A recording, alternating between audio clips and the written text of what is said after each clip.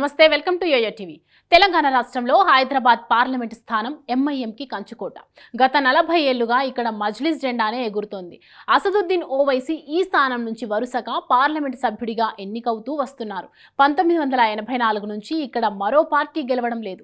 అయితే ఈసారి ఎన్నికల్లో ఎట్టి పరిస్థితుల్లో హైదరాబాద్ స్థానాన్ని ఎంఐఎంకు వెళ్లకుండా చేయాలనేది బీజేపీ ప్లాన్. ఇందులో భాగంగా విరించి హాస్పిటల్ చైర్పర్సన్ కొంపల్లి మాధవిలతను బరిలోకి దింపింది.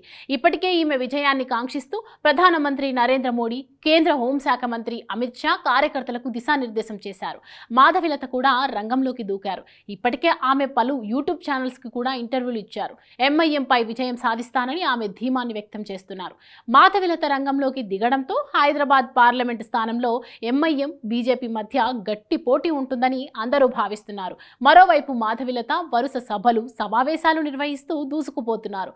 పాత బస్తీలో పలు ప్రాంతాల్లో హిందూ ధార్మిక కార్యక్రమాలు నిర్వహిస్తున్నారు.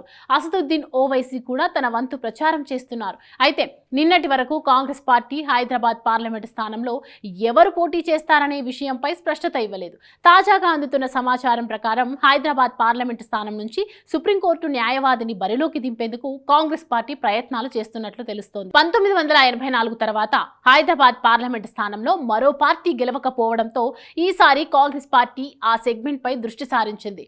ఈసారి ఎలాగైనా గెలవాలనే పట్టుదలతో ఉంది. అసెంబ్లీ ఎన్నికల్లో గెలిచిన ఉత్సాహంతో ఉన్న కాంగ్రెస్ పార్టీ హైదరాబాద్ పార్లమెంట్ స్థానం బరిలోకి షానాజ్ తబస్సుమ్ అనే సుప్రీంకోర్టు న్యాయవాదిని బరిలోకి దించబోతుందనే వార్తలు వినిపిస్తున్నాయి. షానాజ్ సుప్రీంకోర్టు న్యాయవాదిగా కొనసాగుతూనే ఆల్ ఇండియా ఆజాద్ కాంగ్రెస్ పార్టీని స్థాపించారు. ఆ పార్టీకి జాతీయ అధ్యక్షురాలిగా ఉన్నారు. షానాజ్కు జాతీయ స్థాయిలో కాంగ్రెస్ పెద్దలతో సత్సంబంధాలున్నాయి.